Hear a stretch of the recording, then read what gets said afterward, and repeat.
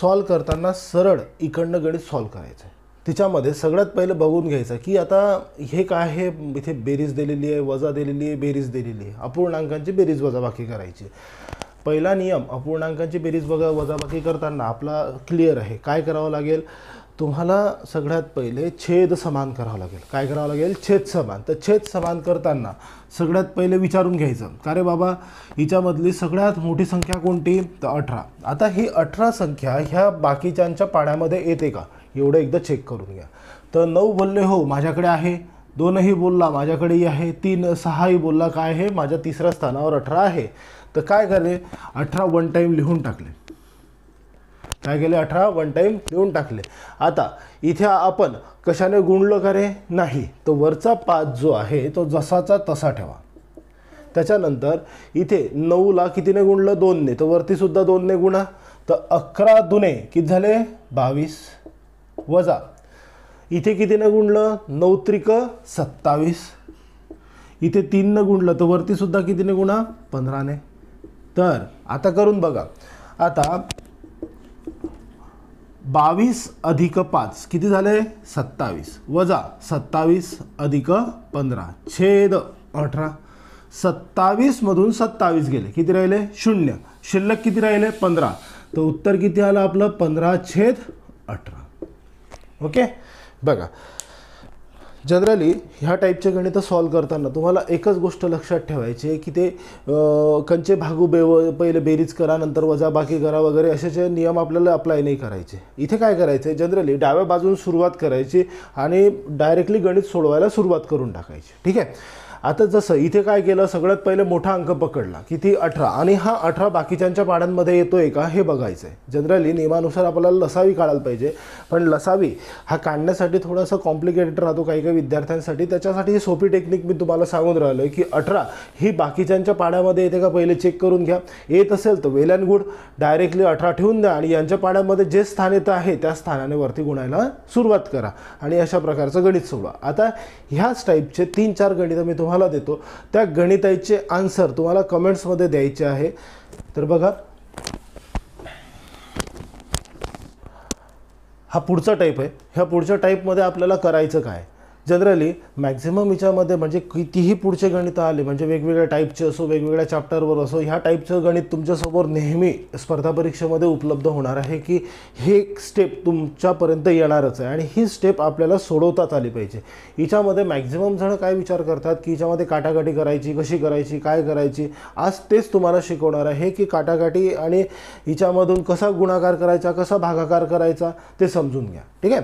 आता बघा इथे काय दिलेलं आहे, 4/3 गुणेला 12/13. आता नेहमी तुम्हाला सांगतो गुणाकार हा नेहमी समोरासमोर होईल. काय म्हणतोय मी, गुणाकार हा नेहमी कसा होईल, समोरासमोर होईल. म्हणजे तुम्हाला 4 गुणेला 12 करायचे असले समोरासमोर होतील, 3 गुणेला 13 करायचे असले समोरासमोर होतील. ठीक आहे.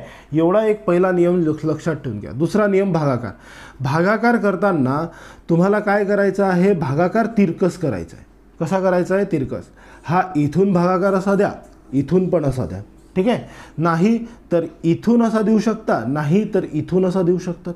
त्याच्यानंतर खालच्या संख्येने वरच्या संख्येने भागा, नाही तर वरच्या संख्येने खालच्या संख्येने सुद्धा तुम्ही भागू शकतात. वापस लक्षात घ्या तुम्हाला भागाकार द्यायचा कसा आहे.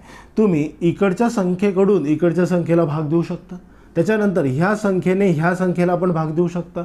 ह्याचप्रमाणे उलटं इथून ह्या संख्येने ह्या संख्येला सुद्धा तुम्ही भाग देऊ शकता. इवन तुम्ही ह्या संख्येने ह्या संख्येला भाग द्या किंवा वरच्या संख्येने खालच्या संख्येला भाग द्या. ह्या प्रकारे तुम्हाला भागाकार करता आला पाहिजे. ठीक आहे. आता आपण बघूया की कशा प्रकारचा भागाकार इथे होऊ शकतो. ठीक आहे. आता बघ हिच्यामध्ये 4 आणि 12 यांचा गुणाकार होईल, 3 आणि 13 यांचा काय होईल, गुणाकार होईल. पण मी जेव्हा 3 आणि 12 याच्याकडे बोट दाखवेल तर यांचा काय होईल, तुमचा भागाकार होईल. तर 3 × 3, 3 त्रिक 9, 3 चौक 12. किती राहिले रे, 4 गुणेला 4 आणि ह्या 4/13. आता ह्या 4ने 13ला भाग जातो का, नाही, कारण 13 ही मूळ संख्या असल्यामुळे ह्या 13ला कोणीच भाग देऊ शकत नाही स्वतःशिवाय. तर मग करून घ्या काय काय शिल्लक राहिला, 4 चौक 16, 16/13 हे आपलं काय आलेलं उत्तर आलेलं. ठीक आहे. आणखी एक पुढचं एक गणित बघूया आपण. 21/22 गुणेला 154/63 गुणेला 9/56 बरोबर किती? आता बघा 21च्या पाड्यामध्ये 63 येतात का? हो. त्याच्यानंतर इथे आणखी कुठे कुठे भाग जाऊ शकतो आपण करत जाऊ. 21 एक 21, 21 दुने 42, 21 त्रिक 63. इथे किती राहिले? 3, 3 एक 3, 3 त्रिक 9. आणखी कुठे भाग जाऊ शकतो का बघा बरं. इथे कसोटी अप्लाय करून बघा. 5 आणि 6 11. त्याच्यानंतर इथे 22च्या पाड्यामध्ये 154 येतात का? सर 22चा पाडा येत नाही. मग 2ने भाग देऊन पहा. बे एक बे, बे एक बे. बे साती 14, एक उरला तिच्यावर 4 घेतला. बे साती 14, 11 एक 11, 11 साती 77. ठीक आहे. किती शिल्लक राहिले रे आपल्याकडे? खालती काही शिल्लक राहिले का? हो. इथे 56 दिसत आहे. 7 एक 7, 7 8 56. ठीक आहे ना. किती उत्तर आलं आपलं? 3/8. किती उत्तर आलं? 3/8. वापस एकदा बघा, पुन्हा एकदा समजवतो. 21/22 गुणेला 154/63 गुणेला 9/56. आता करायचं काय? ज्याप्रमाणे तुम्हाला भागाकार करायला सांगितलं त्या ठिकाणी भागाकार करायचा. खालच्या संख्येने वरच्या संख्येला भागू शकतात, मग त्याच्यानंतर वरच्या संख्येने खालच्या संख्येला सुद्धा भागू शकतात. ठीक आहे. तर तुम्ही हाच इथे सुद्धा अप्लाय करू शकतात आणि इथून सुद्धा असंच अप्लाय करू शकता. तर बघा बरं कसं होईल. आता इथे 21चा पाडा मला येतो, तर 21 त्रिक किती झाले? 63. 3चा पाडा सुद्धा येतो. 3 एक 3, 3 त्रिक 9. आता बघा इथे 22चा पाडा आता हा येत नाही, तर काय करायचं? 2चा पाडा येतो, 2ने भाग द्या. बे एक बे, बे एक बे. गणितांचे आन्सर तुम्हाला मला कमेंट्समध्ये पाठवायचे आहे आणि तुम्हाला काय काय गणित याच्यामधले आलेले नाही, काय काय जमलेलं आहे याचं मला उत्तर तुम्ही फटाफट द्यायला सुरुवात करायची. ठीक आहे.